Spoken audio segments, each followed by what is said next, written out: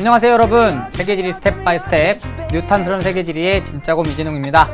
자, 오늘 벌써 5번째 시간입니다. 오늘은 기후 기본 다지기라는 내용 준비했는데요. 오늘부터 우리 드디어 기후 학습에 들어가게 됩니다. 기후 정말 많은 학생들이 어려워하는 부분입니다.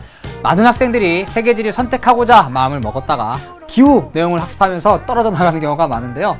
이 내용만 잘 알아두시면 뒤에 나오는 수많은 기후 관련 내용들 잘 이해하실 수 있어요. 그래서 뒤에 나오는 기후 내용을 학습하기 위한 기본을 다진다고 생각하시면 됩니다. 자, 오늘은 기후의 기본 중에서 기온과 강수에 대해서 알아보도록 할 거예요.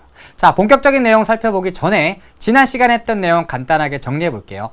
자, 지난 시간은 4강 세계 지역 구분 2번째 시간으로 아시아, 그리고 아메리카, 그리고 오세아니아에 위치하고 있는 여러 나라들의 위치, 그리고 이 나라들의 특징에 대해 살펴보았습니다. 자, 특히나 중요한 것은 아시아인데요. 아시아는 수많은 문화들이 교차하는 지역이어서 지역별로 다양한 문화들이 나타납니다. 특히 서남아시아 지역은 이슬람을 믿는 건조 문화권, 그리고 동남아시아 지역은 수많은 문화들이 교차하면서 다양한 종교가 나타나는 지역이고요. 동부아시아 지역은 한자 그리고 유교 문화권에 속하죠. 그래서 각각의 지역들이 어떠한 특징들을 갖고 있는지 정리해 두시고요. 아메리카는 크게 앵글로 아메리카와 라틴 아메리카로 나눌 수 있습니다. 앵글로 아메리카는 앵글로 섹슨족의 영향을 받아서 개신교, 그리고 주 언어로 영어를 사용하는 국가들이고요. 라틴 아메리카는 포르투갈, 그리고 스페인의 영향을 받아서 주로 카톨릭교를 믿고요. 에스파뇰어를 사용하는 국가들이 많고요. 브라질은 포르투갈어를 사용합니다. 자, 그리고 오세아니아의 호주, 오스트레일리아, 그리고 뉴질랜드까지 살펴봤는데요. 호주는 다양한 기후가 나타나고 있고요. 국토의 70%가 건조기후인 나라라 그랬죠. 농농업이 많이 발달했고요. 다양한 광물 자원을 많이 수출하는 나라입니다. 자, 뉴질랜드는 북섬과 남섬으로 이루어져 있고요. 북섬에는 화산 지형이, 남섬에는 빙하 지형이 발달하고 있는 나라입니다. 역시 오스트레일리아와 마찬가지로 농목업이 발달한 대표적인 나라 중에 하나입니다. 자, 이렇게 세계 여러 나라들의 위치 학습해 두시면 나중에 나오는 내용들 공부하시는데 크게 도움이 되실 거라고 믿어 의심치 않습니다. 계속해서 공부하는 내내 옆에 두시고 계속해서 반복적으로 보시면 자연스레 머리에 들어올 것이라고 생각합니다. 자, 그럼 오늘 5번째 시간이고요. 기후 기본 다지기 기온 강수 시작해 보기 전에 자, 코너 하나 준비했습니다. 끌림, 오늘도 소개해 드려야겠죠? 오늘은 5번째 끌림입니다. 자, 오늘은 동남아시아에 위치하고 있는 한 나라를 한번 준비해 봤는데요. 바로 라오스라는 곳에 위치하고 있는 루앙프라방이라고 하는 곳입니다. 자, 루앙프라방은요, 인도차이나 반도에 위치하고 있는 라오스라는 나라의 북서부 메콩강 유역에 위치하고 있는 나라입니다. 루앙프라방은 도시 전체가 박물관이라고 할 정도로 많은 건축물과 유적들을 가지고 있습니다. 루앙프라방의 문화 유적 중에서 가장 인상 깊은 것은 바로 불교 사원들입니다. 루앙프라방의 많은 불교 사원들을 보다 보면 라오스의 수준 높은 불교 건축물과 문화에 푹 빠지게 됩니다. 다양한 불교 사원들이 발달해 있죠. 자, 그리고 19세에서 20세기에 프랑스 식민 지배를 받았던 흔적도 곳곳에 남아 있는데요. 프랑스의 개선문을 꼭 닮은 빠뚜사이는 프랑스의 영향을 받은 대표적인 건축물이라고 할 수 있습니다. 이렇게 전통 건축 및 식민 통치자들이 세운 건축의 융합을 보여주는 곳으로서 루앙프라방은 도시 전체가 세계 문화유산으로 지정되어 있습니다. 매일 새벽 6시에서 7시경에는 탁발 행렬이 시작되는데요. 이 탁발 행렬은 루앙프라방의 또 다른 볼거리라고 얘기할 수 있습니다. 자, 동양과 서양의 조화 속에서 휴식을 누릴 수 있는 곳 루앙프라방 어떤가요? 꼭 한번 가보고 싶지 않으신가요? 오늘도 여러분 가슴속에 남을 사진이 하나 더 늘어났으면 좋겠습니다. 자, 그럼 끌림 여기까지 마치고요. 본격적으로 5강 기후 기본 다지기 기온과 강수 내용 살펴보도록 하겠습니다. 자, 일단 전반적인 내용이 기후와 관련된 내용이니까요. 기후가 어떤 건지 기후의 의미부터 살펴보고 넘어갈게요. 자, 기후는 크게 기후 요소라는 것으로 구성되고요. 기후 요소는 기후 요인의 영향을 받습니다. 자, 일단 기후가 어떤 건지 살펴봐야 되는데요. 기후는요, 어떤 장소에서 장기간에 걸쳐 나타나는 대기의 평균적이고 종합적인 상태를 우리는 기후라고 부릅니다. 자, 우리 날씨 혹은 기상이라는 단어는 굉장히 많이 사용하는데요. 일상생활 속에서 기후라는 단어는 별로 사용하지 않죠. 아침에 여러분들에게 날씨를 전해주는 사람들 기상캐스터라고 부릅니다. 자, 기상과 기후는 좀 다른 개념이라고 생각하시면 됩니다. 자, 예를 한번 들어볼게요. 선생님의 생일이요, 11월 27일입니다. 자, 은근슬쩍 생일 알려주기. 자, 11월 27일인데요. 자, 2013년 11월 27일은요, 영하 5도였고요. 눈이 왔어요. 아직도 기억하고 있습니다. 자, 그리고 2014년 11월 27일은요. 영도였고요. 이날은 굉장히 맑았습니다. 똑같은 11월 27일인데 어떤 날은 기온이 영하 5도에 눈이 내리고 어떤 날은 영도에 기온이 맑았대요. 자, 그럼 우리 예측을 해볼 수 있겠죠. 자, 2015년 올해 11월 27일은 기온이 몇 도일까요? 눈이 내릴까요? 맑을까요? 비가 내릴까요? 우린 이거를 알 수 없습니다. 왜냐하면 매일매일의 대기의 상태, 날씨는 매일매일 변하기 때문이죠. 따라서 11월 27일이라고 하더라도 13년에는 영하 5도에 눈이 내리고 14년에는 영도에 맑았다는 얘기죠. 그리고 15년은 몇 도일지 알 수 없고요. 눈이 내릴지 맑을지 알 수 없는 겁니다. 이렇게 매일매일 변하는 대기의 상태를 우리는 기상이라고 부릅니다. 자, 그런데 한 가지 확실하게 알 수 있는 게 있습니다. 자, 11월 27일은 영하 5도 혹은 0도 어떤 기온이 나타날지는 모르지만 확실한 건 30도 가까이 기온이 오를까요? 또는 35도 가까이 기온이 올라서 막 폭염에 막 사람들이 시달리고 있을까요? 그렇진 않겠죠. 몇 도일진 모르지만 30도 가까이 기온이 오르지 않을 것이라는 건 알고 있습니다. 자, 눈이 내릴까요? 비가 올까요? 장마 전선이 막 올라올까요? 태풍이 막 우리나라에 영향 끼칠까요? 태풍이 오거나 장마 전선이 올라오는 일도 없겠죠. 왜냐하면 11월 27일은 겨울이니까. 자, 우리가 이러한 사실을 알 수 있는 이유는 오랫동안 대기의 상태를 관찰해 보니 겨울인 11월 27일은 장마전선과 태풍의 영향을 받지 않아요 라는 사실을 알고 있게 된 것입니다. 그리고 장마전선과 태풍이 주로 여름철에 우리나라에 영향을 미친다는 사실을 이미 알고 있기 때문이죠. 왜냐하면 오랜 기간 동안 대기, 기상을 측정하면서 이 지역에는 이러한 기후가 나타나는구나가 우리 머릿속에 남아있기 때문입니다. 자, 그래서 정리하면요. 기상은 매일매일 변하는 대기의 상태이고요. 기상을 오랫동안 관측해서 평균 내고 종합 낸 것을 기후라고 부를 수 있습니다. 자, 이러한 기후는요. 기후 요소라는 것으로 구성되고요. 기후 요소는 기후 요인의 영향을 받게 됩니다. 자, 그럼 먼저 기후 요소는 무엇이냐면 우리 아침에 일기예보를 보면 기상캐스터가 다양한 것들을 전해줍니다. 그리고 한 나라의 기후를 얘기할 때는 그 나라 기온이 어때요? 비는 얼마만큼 내려요? 습도는 어느 정도예요? 일조량은 어느 정도예요? 이렇게 얘기를 하죠. 그리고 이러한 것들이 모여서 한 지역의 기후를 만듭니다. 자, 이렇게 기후를 구성하는 아이들을 우리는 기후요소라고 부르고요. 어떤 애들이 있냐면 기온, 강수, 바람, 안개와 같은 것들이 대표적인 기후요소라고 할 수 있습니다. 자, 그런데 이러한 기후요소들은 전 세계 어느 지역이나 다 똑같은 것은 아닙니다. 예를 들어서 우리나라는 온대 기후가 나타나고 사계절이 뚜렷하지만 적도 주변은 열대 기후가 나타나고 엄청나게 덥죠. 비도 많이 내립니다. 자, 이렇게 지역에 따라서 기후요소가 달라지는 것은 바로 기후 요인의 영향을 받기 때문인데요. 기후 요인은 기후 요소를 변화시키는 애들이라고 얘기할 수 있어요. 그래서 기후 요인은 어떤 것들이냐면 위도, 그리고 해발 고도, 지형, 그리고 수륙 분포, 그리고 지리적 위치 등이 있습니다. 그리고 이러한 아이들 때문에 기후 요소, 이런 애들이 변화하게 된다는 것이죠. 자, 이러한 기후 요소와 기후 요인이 각각 어떤 관계를 갖고 있는지 지금부터 알아보려고 하는데요. 여러분들 기후를 공부하기 위해서 반드시 알아야 되는 것들이 몇 가지 있어요. 그래서 본격적으로 기온과 관련된 내용을 학습하기 전에 기후를 공부하기 위해 반드시 알아야 되는 것들, 특히 기온 공부를 위해 반드시 알아야 되는 것들 두 가지만 짚어보고 갈게요. 자, 기온 이야기입니다. 자, 첫 번째 알아야 되는 내용은 바로 바다와 육지의 온도 변화입니다. 자, 무슨 얘기냐면 자, 비열이 클수록 온도 변화가 작대요. 바다와 육지는 비열이라는 게 달라서 온도 변화가 다르다는 얘기입니다. 자, 일단 비열은 뭐냐면요. 넌 정말 비열해 할 때 비열은 아니고요. 얘는요. 물질 1g을 1도씨 높이는 데 필요한 열의 양을 얘기합니다. 똑같은 열을 가하더라도 비열의 차이에 의해서 온도가 변화하는 정도가 달라지게 되는데요. 비열이 클수록 온도 변화가 작아지게 되는 것입니다. 자, 어떤 내용인지 조금 더 쉽게 설명해 볼게요. 자, 여러분들 여름철에 바닷가 놀러 가보신 적 있으시죠? 바닷가에 차를 타고 갑니다. 와, 차 타고 가서 야, 바다다! 도착을 해서 막 맨발로 바다로 뛰어갑니다. 그런데 땅을 밟는 순간 어떻던가요?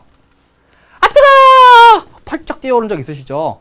여름철에 바닷가에 있는 모래사장은 엄청나게 뜨겁습니다. 뜨거워, 빨리 바다로 가야지. 막 뛰어서 바다로 들어갑니다. 예스, 이제 좀 시원하네. 이런 경험 해보신 적 있으시죠? 자, 분명히 태양이 똑같이 육지와 바다를 뜨겁게 가열했을 텐데 대체 왜 육지는 바다보다 더 뜨거운 걸까요? 이게 바로 비열의 차이로 인한 온도 변화의 차이 때문입니다. 자, 어떤 내용이냐면요. 조금 더 쉽게 한번 설명해 볼게요. 자, 10,000원이 있어요.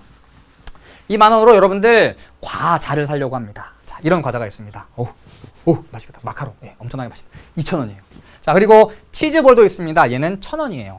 자, 똑같이 10,000원이 있다 그래도 마카롱과 치즈볼을 똑같은 개수를 살 수 있는 건 아니죠. 얘는 한 개당 2,000원이라서 5개밖에 못 사지만 얘는 10개를 살 수 있습니다. 그래서 똑같이 10,000원이더라도 가격 차이 때문에 살 수 있는 과자의 개수가 달라진다는 내용입니다. 이게 바로 비열로 생각해 보시면 이해하기가 조금 쉬운데요. 자, 육지와 바다가 있습니다. 태양은 육지와 바다를 뜨겁게 가열합니다. 자, 이때 태양은 육지와 바다에 100만큼의 열을 보내고 있어요. 그러면 이 열을 받아서 육지와 바다는 뜨거워지겠죠. 자, 그런데 육지는 비열이라고 하는 게 10이라고 가정해 볼게요. 10이에요. 그리고 바다는 20입니다. 자, 1g을 1도 올리는데 10만큼 필요하고요. 얘는 20만큼 필요하대요. 자, 그렇다는 얘기는 100만큼의 열을 가열하면 육지는 몇 도가 변할까요? 10도 변하고요. 반면에 바다는 5도밖에 변하지 않는 겁니다.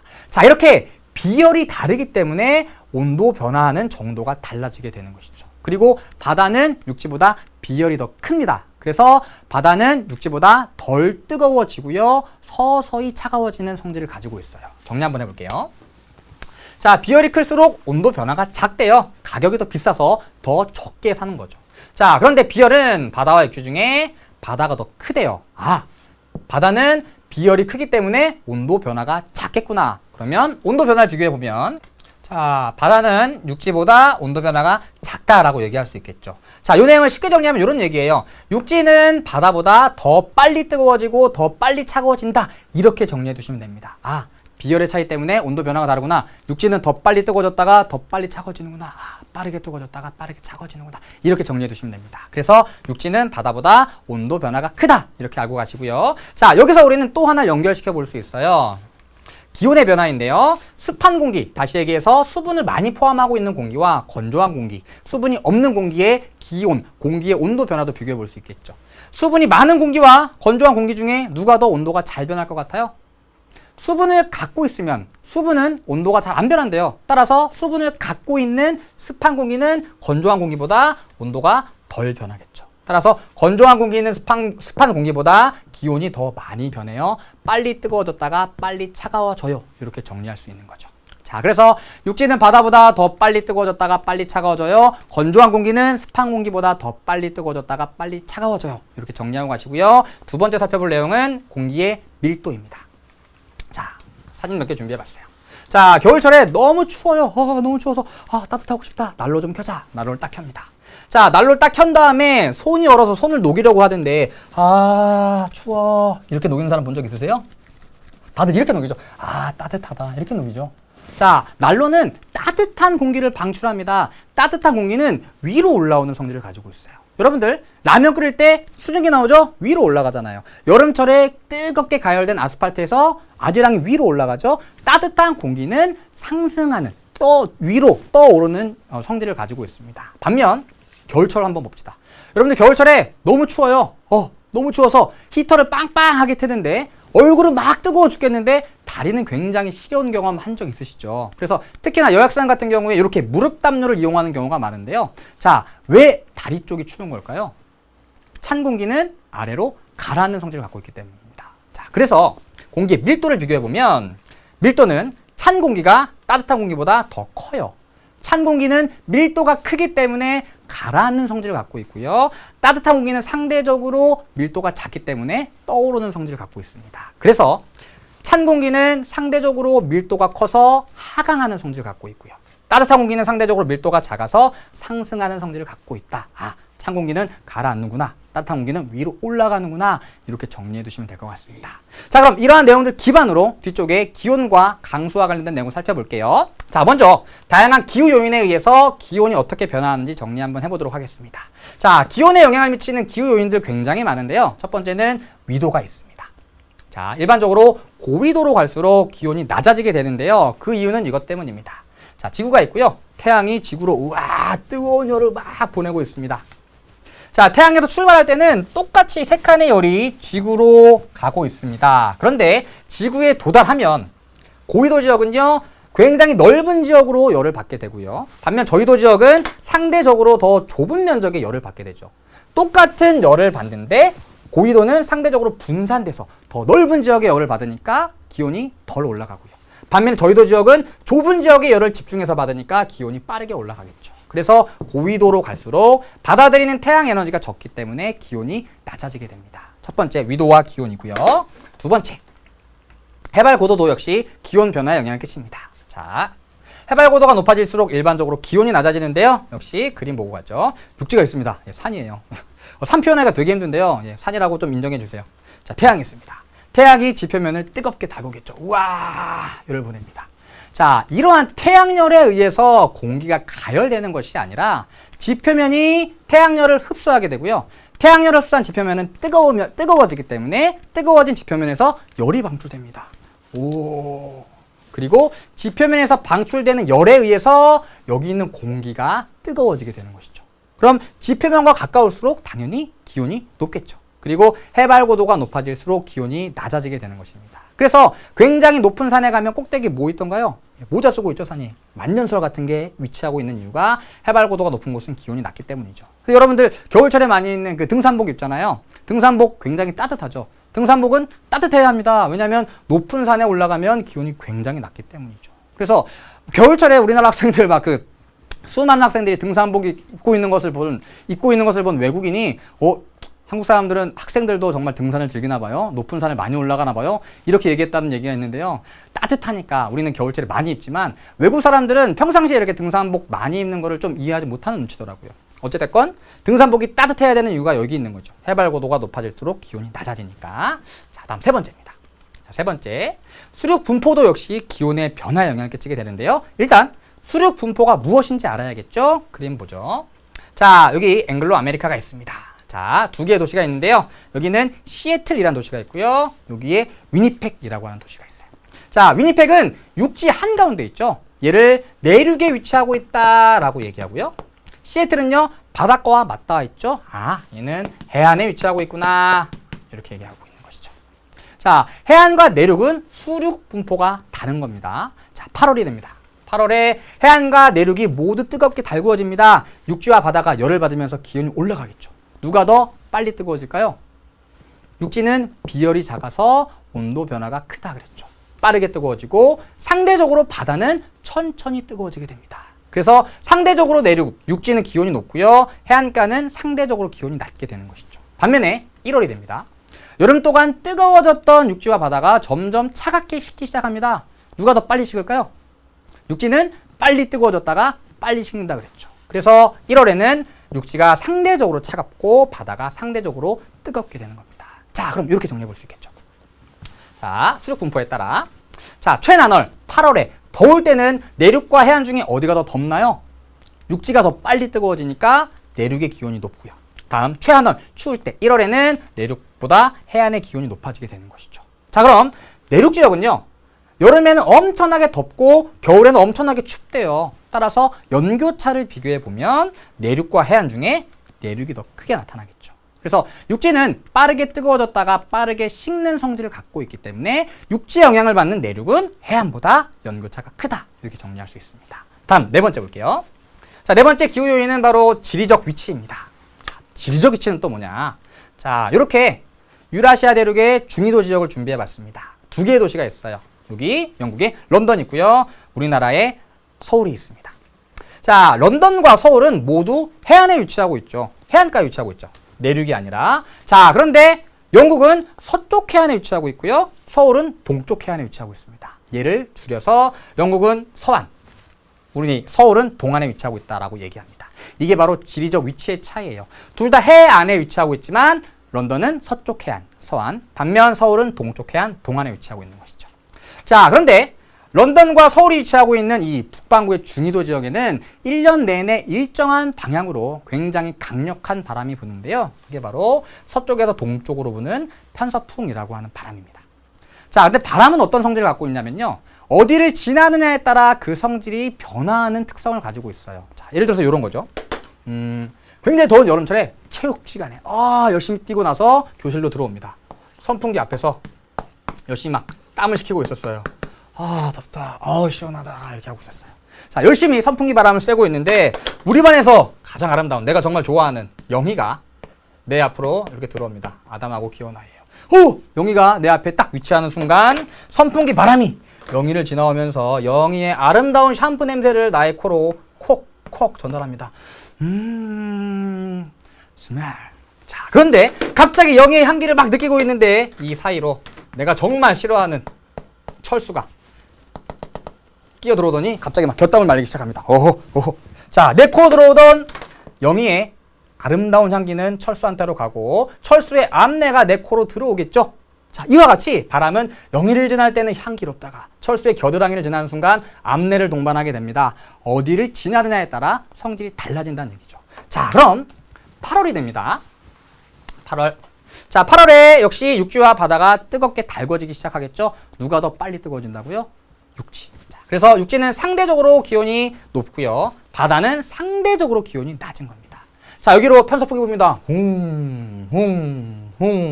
자, 서해는 상대적으로 기온이 낮은 바다에서 불어오는 편서풍의 영향을 받지만 동해는 상대적으로 기온이 높은 육지에서 불어오는 바람의 영향을 받습니다. 어디가 더 기온이 높을까요? 동해이 기온이 높겠죠. 그래서 최난월, 가장 따뜻한 달 8월에는 중위도 대륙 서해과 대륙 동해 중에 대륙 동해의 기온이 높게 나타나고요. 1월이 됩니다. 자, 여름 동안 뜨겁게 달구어졌던 육지와 바다가 점점 차갑게 식어가기 시작합니다. 누가 더 빨리 식을까요? 좀 지겹죠, 이제. 육지가 더 빨리 식기 시작하죠. 육지는 빠르게 식어서 상대적으로 기온이 낮고요. 바다는 천천히 식어서 상대적으로 기온이 높은 겁니다. 역시 편서풍이 봅니다. 우와. 자, 1월에는 서해는 상대적으로 기온이 높은 바다에서 불어오는 편서풍을 맞게 되고요. 동해는 상대적으로 기온이 낮은 육지에서 불어오는 편서풍을 맞게 되겠죠. 이번엔 어디가 기온이 높을까요? 당연히 서해의 기온이 높겠죠. 따라서 최한월에는 중위도 대륙 서해이 동해보다 기온이 높아지게 되는 것입니다. 자, 그럼 연교차 비교해 볼 수 있겠죠.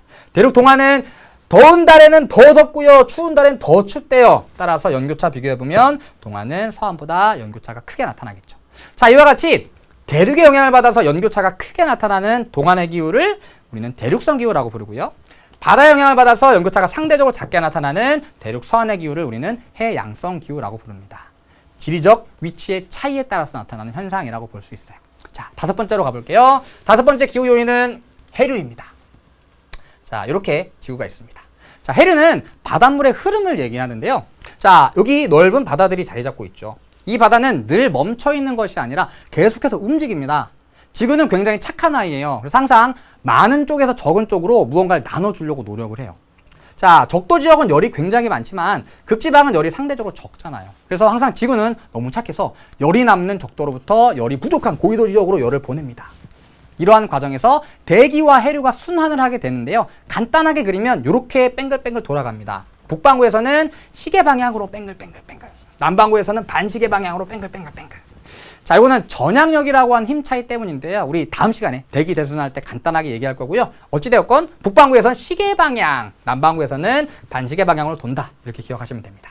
자, 그런데 해류를 크게 두 가지로 구분해 보면, 자, 여기는 저위도 따뜻한 지역에서 상대적으로 추운 지역으로 물이 흘러가고 있죠. 물이 따뜻하겠죠. 그래서 이러한 물의 흐름을 우리는 난류라고 불러요. 따뜻한 물의 흐름. 반면 고위도 지역에서 아래로 내려오는 이 물은 상대적으로 차갑겠죠. 얘는 한류라고 부릅니다. 그리고 남반구에도 역시 난류와 한류가 만들어지겠죠. 자, 난류 옆에 있는 지역들은 따뜻할까요? 추울까요? 상대적으로 기온이 높겠죠. 한류 옆에 있는 지역들은 상대적으로 기온이 낮겠죠. 이와 같이 해류도 기온의 변화를 불러일으키는 대표적인 기후 요인 중에 하나입니다. 특히 난류의 영향을 받아서 기온이 정말 높게 나타나는 지역이 있는데요. 바로 겨울철에 북대서양 해류의 영향을 받는 유럽 지역이에요. 자, 여기는 따뜻한 난류 영향을 받고요. 겨울철에 상대적으로 따뜻한 바다의 영향을 받아서 겨울철에도 기온이 상대적으로 높게 나타나는 지역입니다. 그래서 온대기후가 나타나요. 반면에 동안 지역은요, 거의 뭐 북한 정도까지 온대기후 나타나고요. 위쪽은 다 냉대기후입니다. 위도는 거의 비슷한데 여기는 굉장히 높은 지역까지 온대기후가 나타나고 있죠. 바로 해류와 편서풍의 영향 때문입니다. 해류. 자, 여기까지 해류 정리해보았습니다. 자, 그럼 기온과 관련되어서 우리 1년 동안의 기온 차이를 연교차라고 부르고요. 하루 동안의 기온 차이를 일교차라고 부르는데요. 세 개의 연교차, 그리고 일교차는 어떻게 나타나는지 한번 살펴볼게요. 먼저 연교차입니다. 연교차. 자, 연교차는 1년 동안의 기온 차이예요. 그래서 최난월, 가장 따뜻한 달에서 가장 추운 달, 최하늘의 기온을 뺀 것을 연교차라고 부릅니다. 자, 지도 하나 보죠. 자, 우리 이미 하나 학습했습니다. 자, 먼저 내륙 지역과 호주 볼까요? 내륙 지역과 해안 지역 중에 어디가 연교차가 더 큰가요? 내륙과 해안 중에. 자, 육지는 바다보다 더 빨리 뜨거워졌다가 더 빨리 차가워진다 그랬습니다. 그래서 육지 영향을 받는 내륙 지역은 연교차가 크다 그랬죠. 자, 첫 번째, 내륙으로 갈수록 커집니다. 그래서 내륙으로 갈수록 커지죠. 10, 15, 20 내륙으로 갈수록 커지는 모습을 볼 수 있고요. 두 번째, 여기 한번 봅시다. 5도, 10도, 15, 20, 30, 40, 50, 60. 우와! 고위도 지역으로 갈수록 연교차가 커지는 모습을 볼 수 있습니다. 이렇게 커지고 있죠. 두 번째, 고위도 지역으로 갈수록 커진대요. 자, 이것은 우리 다음 시간에 배울 태양의 회귀와 관련이 있는데요. 쉽게 얘기하면 적도 지역은 1년 내내 더워요. 여름에도 덥고요. 겨울에도 더워요. 그런데 고위도 지역은요. 여름에는 상대적으로 덜 춥고 겨울에는 굉장히 춥습니다. 심지어 저쪽 극 주변은요. 여름에는 하루 종일 낮이고 겨울에는 하루 종일 밤인 극야와 백야 현상이 나타나기도 해요. 당연히 계절 간에 추운 달과 따뜻한 달 간의 기온 차이가 크겠죠. 반면에는 1년 내내 더우니까 기온이 연교차가 작게 나타나는 겁니다. 두 가지 기억해 두세요. 내륙으로 갈수록 커진다. 그리고 고위도로 갈수록 커진다. 중요한 내용입니다. 자, 다음은 일교차입니다. 자, 연교차가 1년 동안의 기온 차이라고 한다면 일교차는 하루 동안의 기온 차이예요. 그래서 얘는 1 최고 기온에서 1 빼야죠. 1 최저 기온을 뺀 것을 얘기합니다. 자, 일교차는 어디서 크게 나타나냐면요. 아까 우리 육지와 바다의 온도 변화할 때 이것도 살펴봤었죠. 건조한 공기와 습한 공기 중에 어떤 게 온도가 잘 변한다? 수분을 포함하고 있지 않은 건조한 공기는 습한 공기보다 기온이 잘 변한다 그랬죠. 그래서 첫 번째, 건조한 곳, 수분이 별로 없는 곳, 기온 잘 변합니다. 다음 두 번째로 일교차가 큰 곳은 식생이 없는 곳이에요. 자, 선생님 아까 열에 의해서 공기가 뜨거워지는 것이 아니라 태양열을 받은 지표면이 뜨거워지고 뜨거운 지표면에서 열을 방출하면서 공기가 가열된다 그랬죠. 그런데 식생이 없으면 지표면에 나무가 없으면 태양열을 많이 받아서 빨리 뜨거워졌다가 저녁에 빨리 식어버리겠죠. 그래서 건조한 곳 그리고 식생이 없는 곳은 일교차가 크게 나타납니다. 대표적인 곳 어딜까요? 바로 사막입니다. 우와, 선생님이에요. 타클라마칸 사막이라는 곳인데요. 중국에 있는 한 번 들어가면 나올 수 없는 곳이라는 뜻을 가진 사막입니다. 들어갔다 나왔어요. 다행히도. 자, 사막에서 사진 하나 찍었는데요. 굉장히 건조하죠. 그리고 식생이 없어서 일교차가 굉장히 크게 나타납니다. 그래서 사막 지역 그리고 역시 식생이 별로 없는 고산 지역에서도 일교차가 굉장히 크게 나타납니다. 그래서 우리 뒤에 배우겠지만 고산 기후 지역들은 일교차가 굉장히 큰 지역이라고 볼 수 있어요. 자, 그러면 다음 위도별로 일교차와 연교차를 한번 비교해 볼게요. 그림을 하나 준비했습니다. 자, 위도별로 일교차와 연교차의 변화를 보여주고 있는데요. 먼저 일교차부터 살펴볼게요. 자, 일교차는요. 전반적으로 전 위도에서 10도, 0도에서 한 7, 8도에서 15도 사이로 나타나고 있죠. 자, 그런데 적도 지역 일교차 작게 나타나고요. 그리고 30도 지역에서 일교차가 크게 나타납니다. 나중에 다 배우겠지만 위도 30도 부근은요. 굉장히 건조한 기후가 나타나는 지역이에요. 공기가 건조하기 때문에 일교차가 크게 나타나는 것이죠. 반면 적도 부근은 굉장히 습한 지역입니다. 비가 많이 내리는 지역들이 많아요. 공기가 습하기 때문에 일교차가 작게 나타납니다. 다음 연교차 볼게요. 자, 연교차는 고위도로 갈수록 커진다 그랬죠. 그래서 적도 지역은 연교차가 작고요. 고위도로 갈수록 점점 커지다가 60도 부근에서 연교차가 가장 크게 나타납니다. 일반적으로 냉대기후가 나타나는 위도대인데요. 냉대기후는 연교차가 가장 큰 지역이에요. 자, 왜 90도보다 60도 부근에서 연교차가 더 크게 나타나냐면 여기까지 대륙이 존재하거든요. 위에는 대륙이 없어요. 북극해잖아요. 그래서 연교차가 상대적으로 작게 나타납니다. 자, 관심 있게 살펴볼 곳은 여기인데요. 적도 지역입니다. 적도 지역. 자, 적도는 일교차도 작고요. 연교차도 작아요. 하지만 연교차가 일교차보다 더 작죠. 그래서 적도 부근, 열대기후가 나타나는 지역은요. 연교차와 일교차를 비교해보면 자, 빨간색을 쓸게요. 일교차를 비교해보면 연교차보다도 일교차가 더 크게 나타나는 지역입니다. 자, 그리고 아까 살펴봤던 30도 부근 건조기후 지역 일교차 크게 나타나고요. 60도 부근 냉대기후 나타나는 북반구에 60도 부근 냉대기후 나타나기 때문에 연교차가 굉장히 크게 나타나고요. 남반구에서는 60도 부근에서 연교차가 크게 나타나지 않는 이유가 육지가 없기 때문이고요. 반면 90도 부근은 남극이죠. 남극은 북극과는 다르게 대륙이 존재합니다. 그래서 상대적으로 연교차가 크게 나타나게 되는 겁니다. 자, 여기까지 위도별 일교차와 연교차 살펴봤습니다. 자, 그럼 오늘 두 번째 주제인 강수로 한번 넘어가 볼게요. 여기까지 기온 정리하실 수 있겠죠? 자, 강수로 넘어가 보겠습니다. 자, 다음 살펴볼 내용은 기후 요인과 강수인데요. 역시 강수도 다양한 기후 요인에 의해서 변화하게 됩니다. 자, 강수는 크게 두 가지를 의미하는데요. 강수, 내릴 강, 떨어질 강자의 물 숫자예요. 하늘에서 물이 떨어지는 것을 강수라고 부릅니다. 자, 그런데 하늘에서 떨어지는 물 크게 두 가지로 구분할 수 있죠. 바로 비, 그리고 눈입니다. 이 두 가지를 합쳐서 강수라고 부릅니다. 자, 그런데 강수는 대체 왜 발생하는 걸까요? 대체 하늘에서 왜 비가 내리는 걸까요? 자, 먼저 강수의 원리부터 살펴볼게요. 자, 강수의 원리는 뭐냐면요. 이거예요. 이거. 웬 캔이 하나 나왔네요. 선생님, 이게 뭔가요? 대체 저희랑 장난하신 건가요? 그게 아니라요. 정말 강수의 원리를 가장 쉽게 설명해주는 그림, 사진이라고 볼 수 있어요. 자, 캔 콜라가 있는데요. 바깥쪽에 막 물방울이 맺혀져 있죠. 이거 저와 같은 학생이 있을 것 같아서 말씀드리는데요. 이거 물이죠. 저 초등학교 6학년 때까지만 해도 이거 콜라라고 생각했어요. 그래서 바깥에 내놨더니 안에 또 콜라가 바깥으로 빠져나왔구나. 그래서 이 물을 만지면 왠지 끈적끈적한 느낌인 것 같고 한번 이렇게 핥아먹어봤는데 콜라 맛이 아니더라고요. 그래서 콜라가 아니었구나. 중학교 1학년 때 깨달았습니다. 혹시 어렸을 때 이런 경험 없으신가요? 저만 그랬나요? 그렇습니다. 이거는 물방울이죠. 왜 여기 물방울이 맺혔냐면 주변에 있던 수증기가 차가운 캔과 만나면서 액체인 물방울로 변해버린 거죠. 이게 바로 강수예요. 자, 일단 강수, 비나 눈이 내리기 위해선 뭐가 필요할까요? 수분이 필요하겠죠. 얘가 물방울 또는 뭐 눈으로 변해야지만 비나 눈이 내리니까. 그래서 수분이 필요합니다. 그런데 이러한 수분은 이미 우리 주변에 너무 많이 분포하고 있어요. 여기다 이제 있었던 거죠. 어떤 상태로? 수증기 상태로 우리 주변에 분포하고 있습니다. 자, 여기에 막 수증기가 있었는데 얘가 뭘로 변했냐면 물방울로 변했죠. 얘는 왜 대체 물방울로 변했을까요? 차가운 캔과 만나면서 냉각이 됐기 때문이죠. 와, 차가워졌구나. 자, 그래서 얘는요, 차가운 캔 주변에 있던 수증기가 캔 때문에 냉각되면서 차가워지면서 물방울로 변해버린 거예요.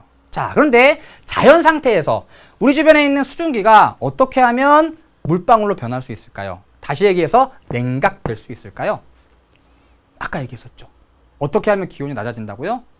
위도가 높아지면, 그리고 해발 고도가 높아지면 기온이 낮아진다 그랬죠. 그래서 비가 내리기 위해서, 냉각이 되기 위해서 수증기가 위로 올라가면 차가워지겠죠. 냉각되면서 물방울로 변하는 겁니다. 그래서 상승하면, 수증기가 상승하면 냉각이 되어서 물방울로 변하는 겁니다. 그래서 강수에 필요한 두 가지 조건, 크게 두 가지 조건이 있는데요. 첫 번째가 수분이에요. 수분이 있어야 돼요. 두 번째, 얘가 상승해야 됩니다. 이 두 가지가 모두 갖추어질 수 있을 때 비나 눈이 내릴 수 있게 되는 것이죠. 바꿔 얘기하면 둘 중에 하나라도 없으면 비가 안 내리겠죠. 그래서 세계에서 비가 정말 안 내리는 곳 있죠? 어딘가요? 사막입니다. 사막은요, 우리 건조기후 할 때 학습하겠지만 수분이 없거나 또는 공기가 상승하지 못하는 지역입니다. 그래서 비가 별로 안 내리는 거예요.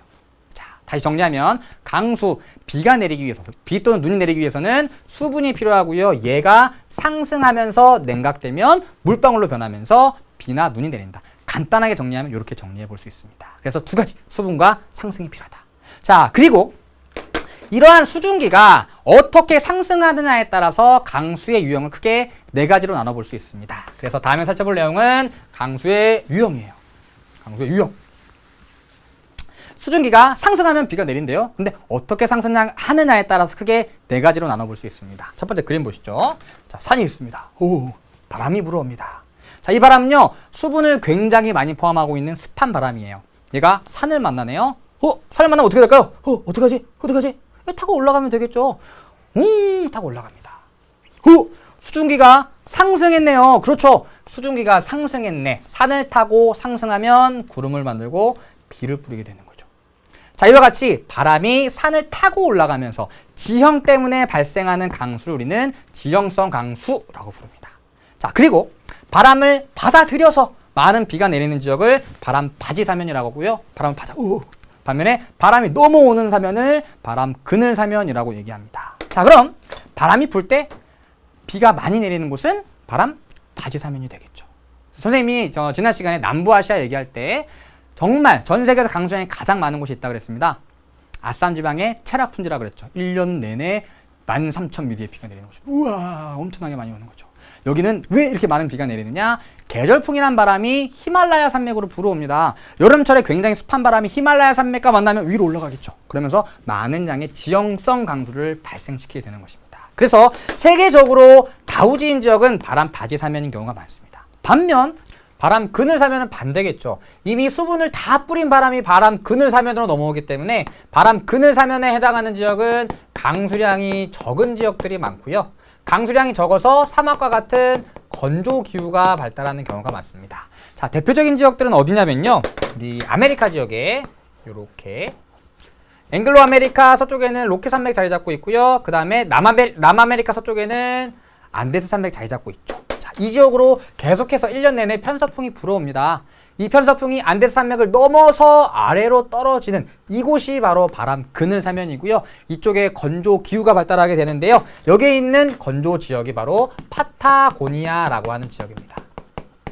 그리고 로키 산맥 앞쪽에 수많은 해안 산맥들이 자리 잡고 있는데요. 로키 산맥 앞쪽에 이 산맥들을 넘으면 로키 산맥과 해안 산맥 사이에 역시 건조 지역이 발달하게 되는데요. 세계적으로 사막이 널리 발달하는 지역들입니다. 다들 바람 그늘에 해당하는 지역들입니다. 자, 그래서 지형은요, 강수의 지역차를 발생시키는 중요한 기후 요인 중에 하나입니다. 그래서 수분한 바람이 불어오는 바람 바지 사면은 지형을 타고 올라가면서 지형성 강수에 의해 많은 비가 내리고, 반대로 건조한 바람이 불어 넘어오는 바람 그늘 사면은 건조 기후가 나타나는 경우가 많다.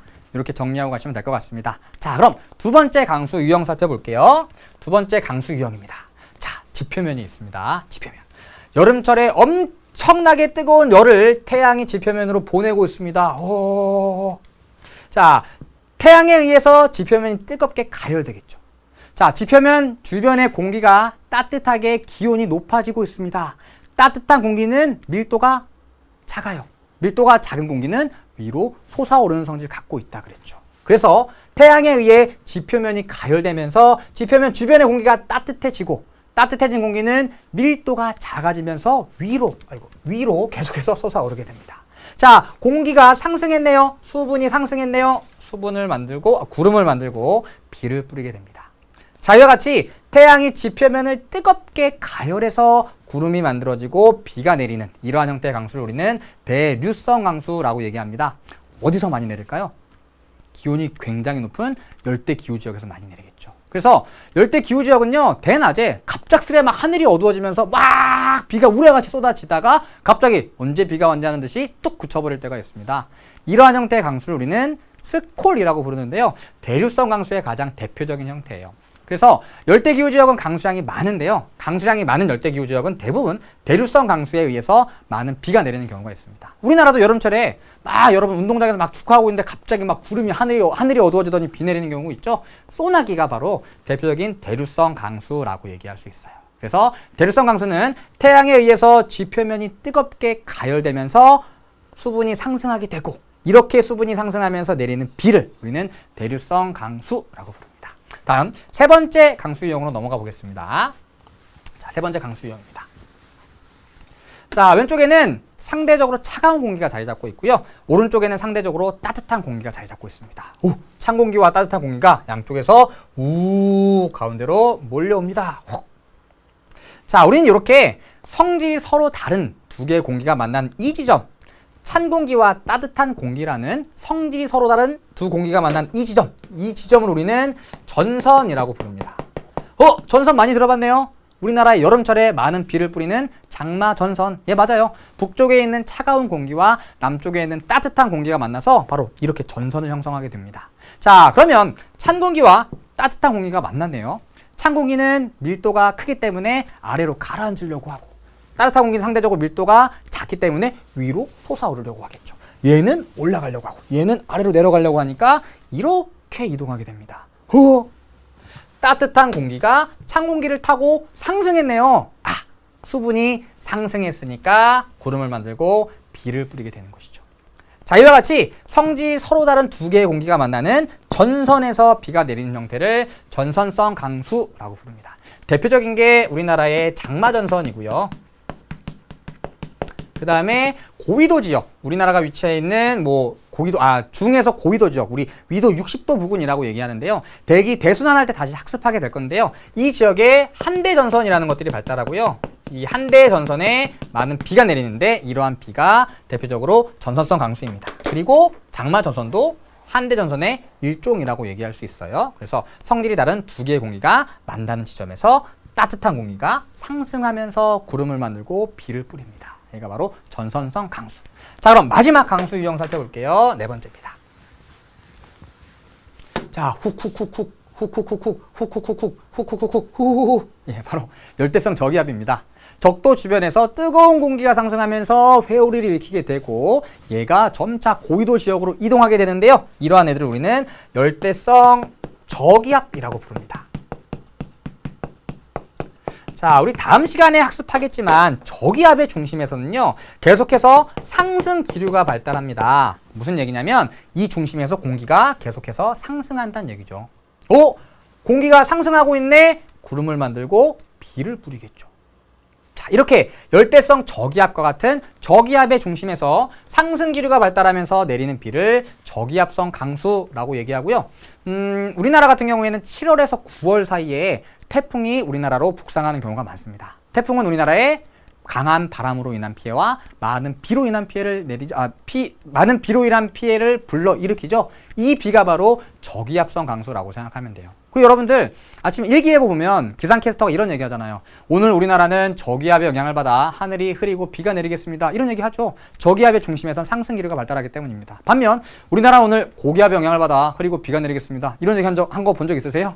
고기압의 중심에서는 하강 기류가 발달하면서 상대적으로 구름이 덜 발달하고요. 그래서 맑은 날씨가 나타나는 경우가 많습니다. 이것도 바로 저기압성 강수의 일종이라고 얘기할 수 있습니다. 자, 이와 같이 강수가 발생하기 위해서는 수분과 상승이 필요하고요. 어떻게 상승하느냐에 따라서 강수의 유형을 크게 네 가지로 나눠볼 수 있습니다. 첫 번째, 지형성 강수. 두 번째, 대류성 강수. 그리고 세 번째, 전선성 강수. 마지막으로 저기압성 강수가 있죠. 자, 그럼 전 세계의 연강수량 분포를 그림으로 한번 살펴보겠습니다. 세계의 연강수량 분포. 자, 지도가 하나 나와 있네요. 자, 이렇게 진하게 칠해진 지역들은 세계적으로 강수량이 많은 지역들이에요. 먼저 어떤 지역들이 있냐면 여기 적도를 따라서 적도 주변의 지역들 강수량이 많습니다. 아까 말씀드렸듯이 열대기후 지역들 지표면이 빠르게 달궈지기 때문에 강수량이 많은 지역들이에요. 그래서 열대기후가 나타나는 적도 부근, 일반적으로 대류성 강수에 의해서 많은 비가 내리는 지역들입니다. 그리고 여기 있죠, 여기. 우와, 엄청나게 새까맣게 칠해진 여기 있죠. 예. 여기가 바로 아쌈 지방이라는 곳이고요. 1년에 13,000mm의 엄청나게 많은 비가 내리는 세계의 최다우지입니다. 왜 비가 많이 내리느냐? 여기에 히말라야 산맥이 위치하고 있기 때문이죠. 바다에서 불어오는 계절풍이 히말라야 산맥에 부딪히면 많은 비를 뿌리게 되는 것이죠. 다시 얘기해서 지형성 강수로 인해서 많은 비가 내리는 지역들입니다. 그래서 히말라야 산맥 남쪽에 다 비가 많이 내리는 것 살펴볼 수 있으시죠. 그래서 지형성 강수에 의해서 많은 비가 내립니다. 자, 그리고 우리나라랑 일본을 비롯한 대륙의 동안 지역들 역시 강수량 많은 편인데요.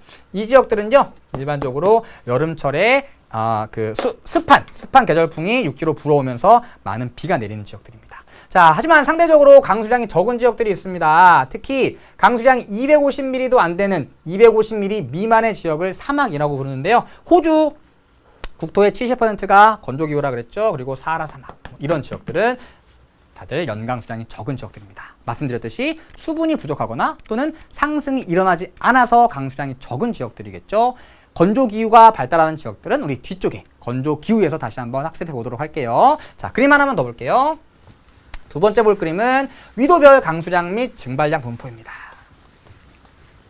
자, 왼쪽에 위도가 나와 있습니다. 0도부터 북위 60도, 90도가 되겠죠. 0도부터 90도. 자, 일단 적도 부근 살펴보면 이게 강수량입니다. 적도 부근은 비가 굉장히 많이 내리죠. 적도 부근은 대류성 강수에 의해서 많은 비가 내리는 지역들이라고 얘기했습니다. 자, 그리고 이 지역 위도 60도 부근, 여기는 서로 성질이 다른 두 개의 공기, 찬 공기와 따뜻한 공기가 만나서 따뜻한 공기가 찬 공기를 타고 상승하면서 많은 비가 내리는 지역들이에요. 한대 전선이 발달해서 많은 비가 내리는 지역들이고요. 그리고 북해기선 부근과 남해기선 부근은 강수량보다 증발량이 더 많은데요. 이러한 지역들이 바로 건조기후가 발달하는 대표적인 지역들이라고 볼 수 있어요. 자, 북해기선과 남해기선이 위치하고 있는 이 지역들은요, 1년 내내 고기압의 영향을 받는 경우가 많습니다. 고기압의 중심에서는 공기가 상승하지 않고 계속해서 하강하기 때문에 강수량이 적게 나타나게 되는 것이죠. 그래서 위도별로도 이렇게 강수량 분포 살펴볼 수 있는데요. 자, 전반적으로 강수량은 적도 지역이 많고요. 고위도로 갈수록 적어지는 형태를 가지고 있죠. 그리고 증발량도 역시 적도 지역에서 높고 상대적으로 고위도로 갈수록 줄어든 형태를 가지고 있습니다. 그래서 위도별로 강수량과 증발량 분포를 살펴볼 수 있다. 자, 여기까지 정리해 보았습니다. 자, 오늘 제가 준비한 내용은 여기까지입니다. 자, 오늘은 기후의 기초 다지기라고 해서 일단 기후 요소와 기후 요인 살펴봤고요. 그리고 다양한 기후 요소들 중에서 기온과 강수와 관련된 내용을 살펴봤습니다. 어떤 기후 요인에 의해서 기온이 어떻게 변화하는지, 그리고 세계의 여러 지역들에서 기온이 어떻게 나타나는지, 연교차와 일교차는 어디가 크고 어디가 작은지 살펴봤고요. 강수에서는 강수의 원리 살펴봤고요. 그 다음에 어떻게 수분이 상승하느냐에 따라서 강수의 유형을 크게 4가지로 나눌 수가 있다 그랬죠. 어떤 유형들이 있는지, 그리고 각각의 유형에 의해서 비가 내리는 대표적인 지역들은 어떤 지역이 있는지 정리해 두시면 될 것 같습니다. 자, 그럼 오늘 배웠던 내용들 다시 한번 확인해 봐야겠네요. 오늘의 키워드 한번 살펴보죠. 오키 제시해 드리도록 하겠습니다. 자, 오키. 자, 오키 첫 번째는요. 육지가 바다보다 온도 변화가 어떻다 살펴보시고요. 찬 공기는 따뜻한 공기보다 무게가 혹은 밀도가 어떻다 살펴보시면 되고요. 다음 어디에서 어디로 갈수록 연교차가 크다 말씀드렸었죠. 그리고 사막은 이게 크게 나타난다 그랬습니다. 건조하고요. 식생이 없기 때문에. 그 다음에 강수가 발생하기 위해서는 이것이 이렇게 돼야지 강수 발생한다 그랬죠. 다시 한번 확인해 보시고요. 강수의 유형은 수분이 어떻게 상승하느냐에 따라서 4가지로 나눌 수 있다 그랬습니다. 어떤 유형들이 있는지 정리해 보시기 바랍니다. 자, 복습 꼭 하시고요. 복습하신 후에 오키의 빈칸 채워보시면 더욱 큰 도움이 될 것 같습니다. 자, 오늘은 기후의 기본 다지기, 기초 다지기라고 해서 기온과 강수와 관련된 내용 살펴봤고요. 다음 시간에는 기후의 기후 기본 다지기 2번째 시간으로 바람 그리고 대기 대순환에 대해서 살펴보도록 하겠습니다. 다음 시간에 배울 대기 대순환이 조금 어렵습니다. 각오 단단히 하고 오시고요. 여러분들 교재 보시고 간단하게 예습해 오시면 보다 쉽게 이해하실 수 있을 것 같습니다. 오늘도 고생 정말 많으셨고요. 다음 시간에 만나요. 여러분들은 참 소중한 사람입니다. 안녕. 복습 꼭 하시고요. 다음 시간에 봐요. 안녕.